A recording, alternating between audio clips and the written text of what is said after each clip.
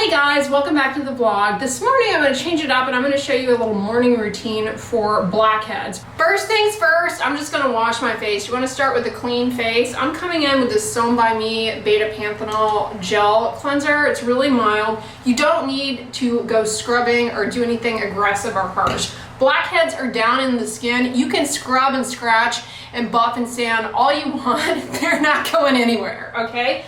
You want to cleanse the face first because it's going to help hydrate up those corneocytes that are stuck in there a bit, and it's also going to remove any dirt or sebum, and ultimately that's going to help the next step get in better.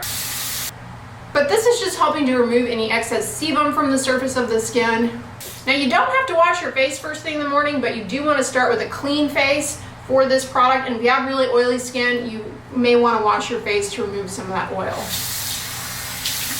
I'm just gonna pat the drifts, but I'm not gonna completely dry my face. But now I'm gonna come in with this Stubborn Blackhead Daily Serum. Now this is a salicylic acid treatment. So salicylic acid loves getting in those pores to dissolve the glue between that cement that is the plug, the blackhead plug.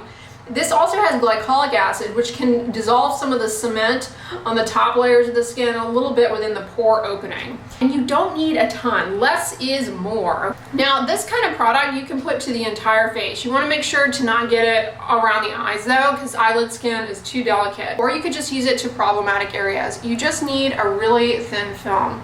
Like, you don't need much at all.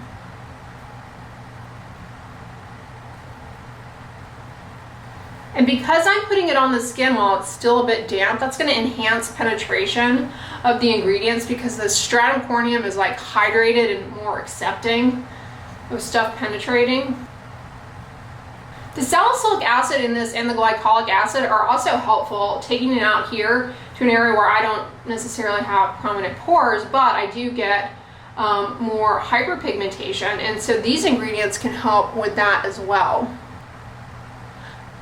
So just a thin film. Like I said, you could put it to the entire face. I've just focused it though here and on my forehead where there are a lot of pores there. For that step you saw, I used a very small amount, just a super thin film, and that's helpful for a few reasons. First of all, it's already absorbed, it's already sunk in, and I can move on to my next step in my skincare routine. If I had put too thick of a layer, I'd have to kind of let it dry on there. It can get really flaky. My subsequent skincare products may pill up, peel, be incompatible in that regard. So you want to go conservative. With salicylic acid and glycolic acid products, they can be drying. Now, the next step is doing multiple things for you, and I'm going to come in with one of my favorite moisturizing sunscreens. This is the Dermatology Universal Tint. This is a moisturizer and a sunscreen. This is important for many reasons. First of all, of course, UV rays age your skin and actually contribute to blackhead formation by destroying the supportive framework around the skin. This one is tinted, so it will help with hyperpigmentation too because of the iron oxides.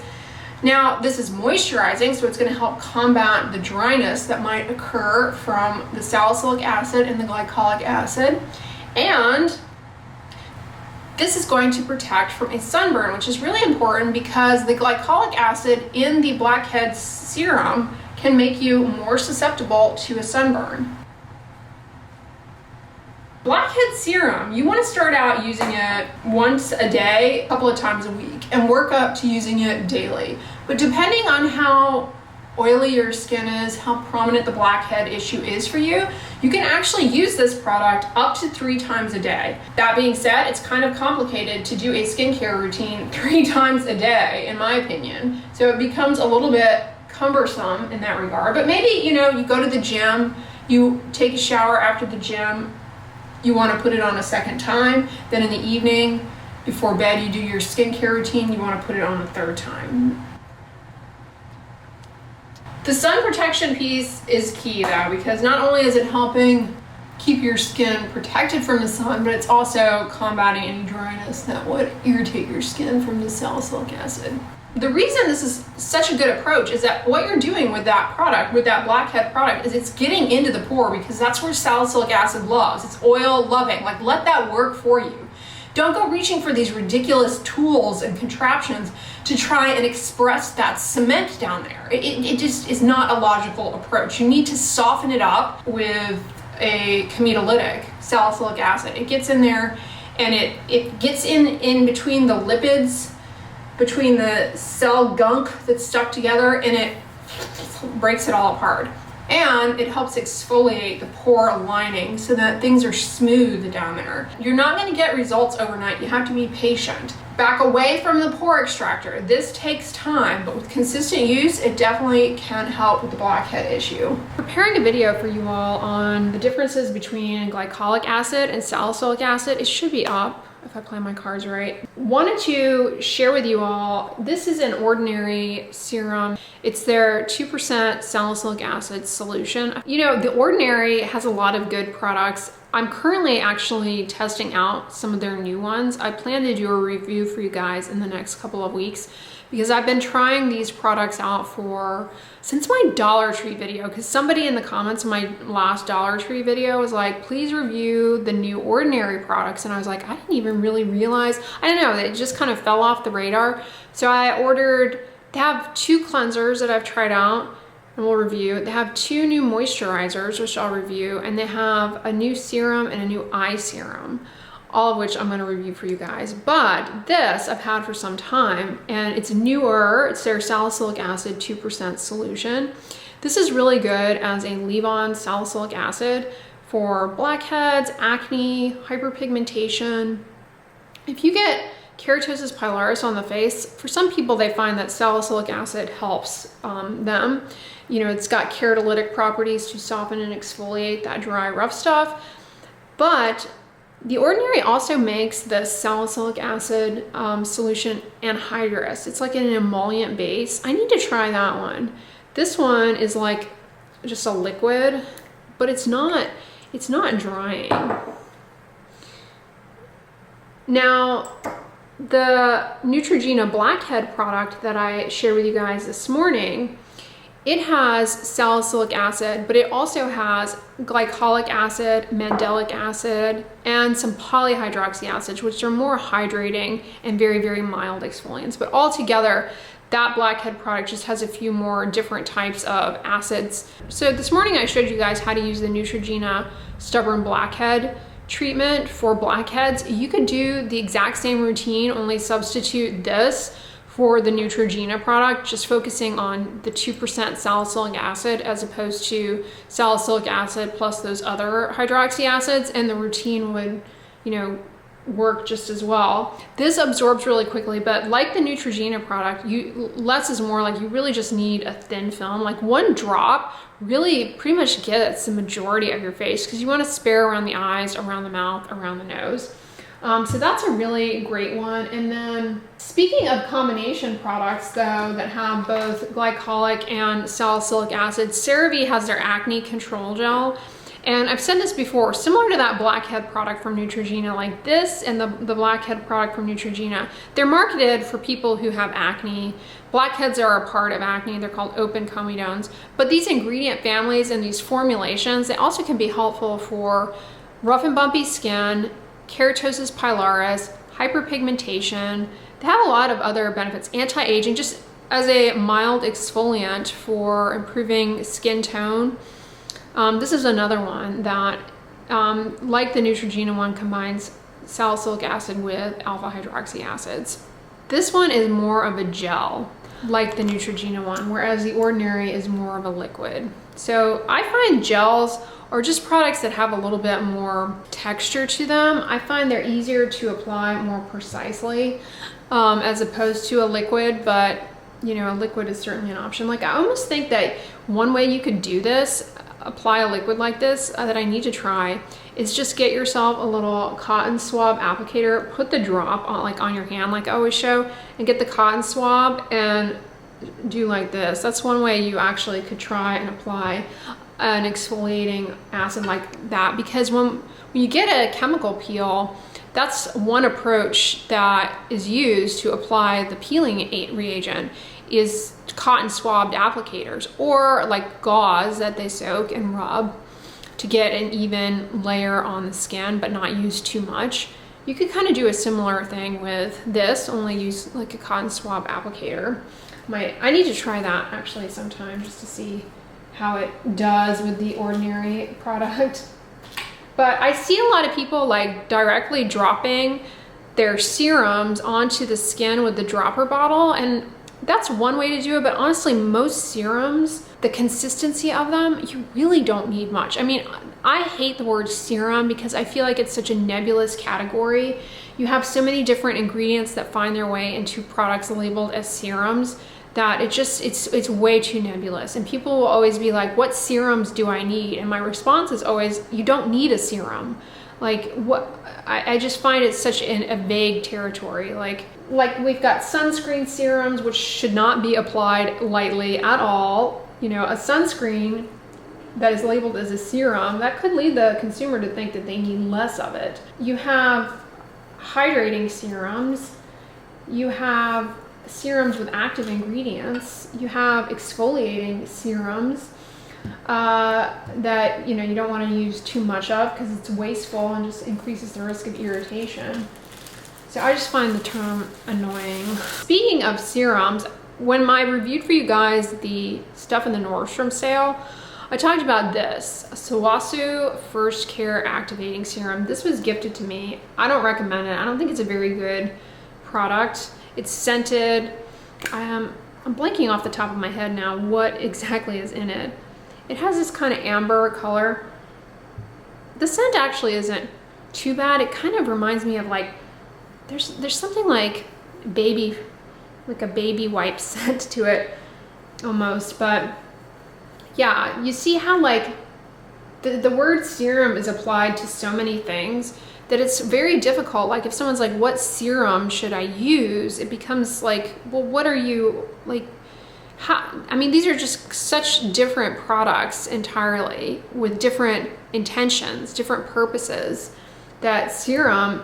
And you might say, well, serums are more lightweight in consistency. I don't always find that to be the case. Sometimes I get products sent to me or that I buy that are labeled as a serum, but they are the exact same consistency as like a thick lotion or a moisturizing cream. And it's just like, who is controlling the narrative around serum? Like, for example, that Sewn by Me beta panthenol repair serum, that's more like a lotion. It's not fluid, it's not liquid, it's not lightweight, it's not fast absorbing. That's thicker, like a lotion. And for that reason, it's hard to get out of that vial. Anyway, rant aside, I wanted to share that with you. Coffee time, taking the plunge.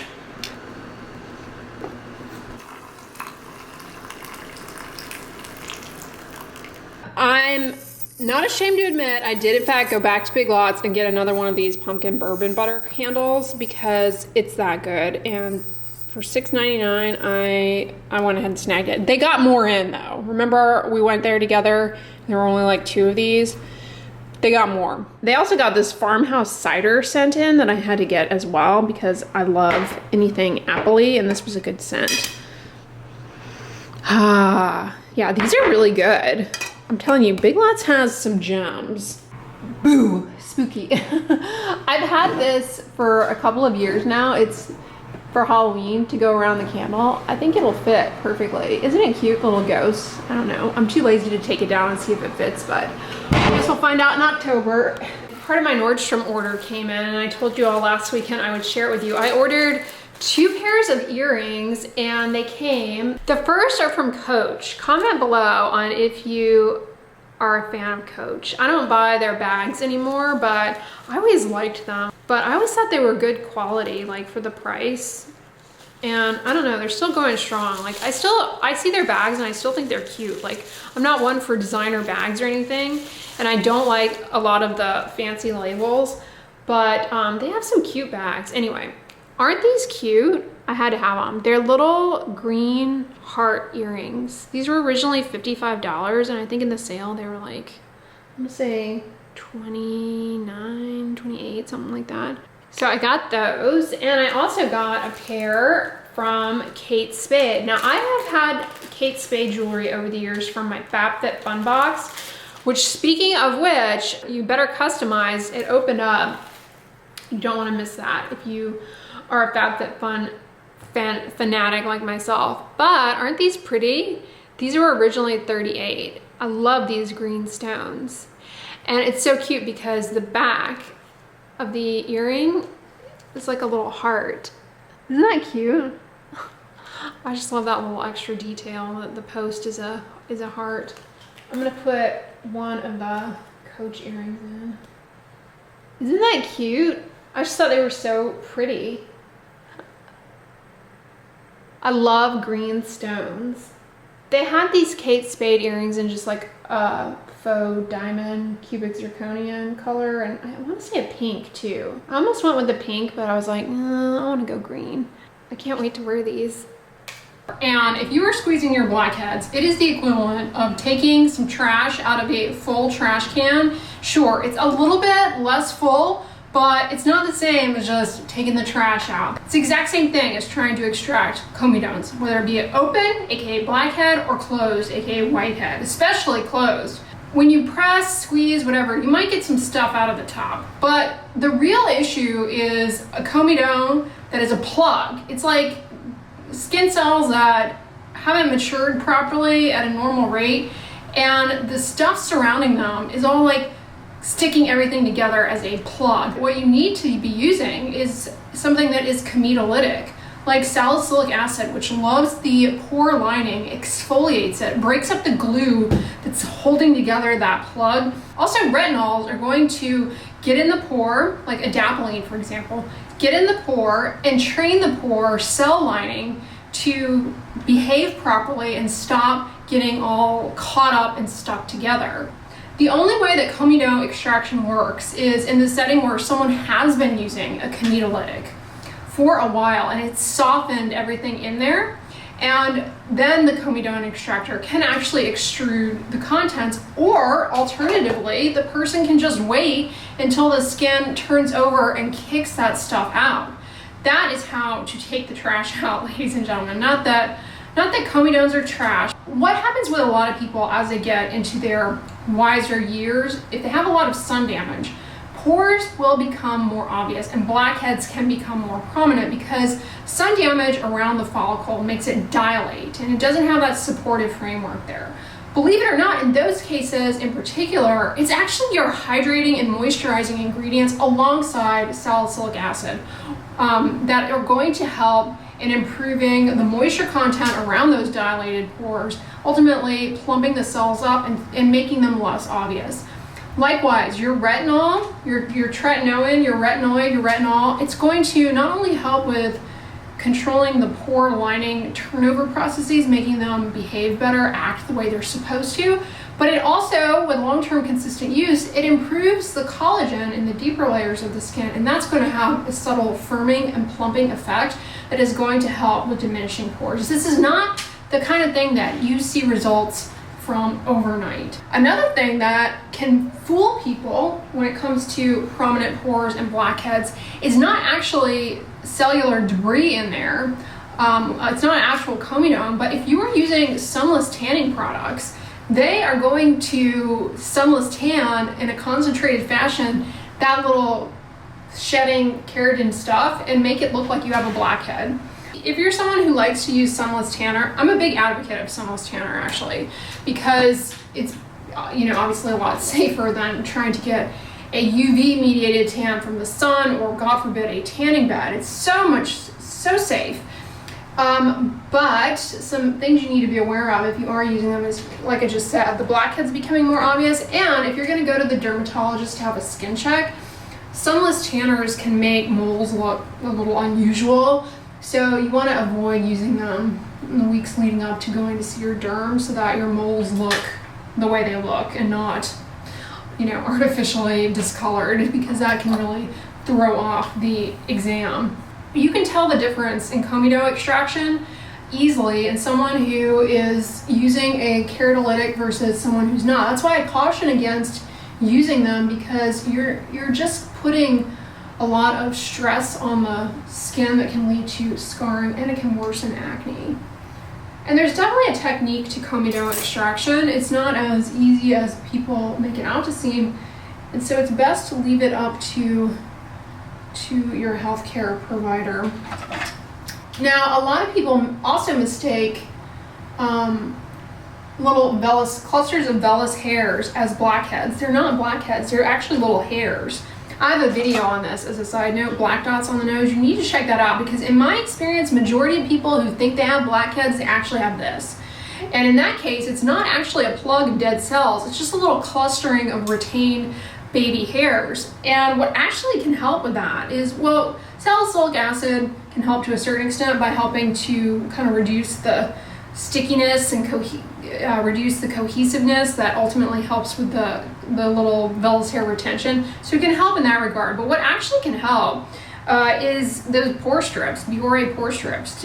Temporary, but it gets rid of them. My experience, a lot of people think they have blackheads. They think those pore strips are helping their blackheads, and they're really resistant to hearing the right way to approach blackheads because they've gotten results from those pore strips because they don't actually have open comedones.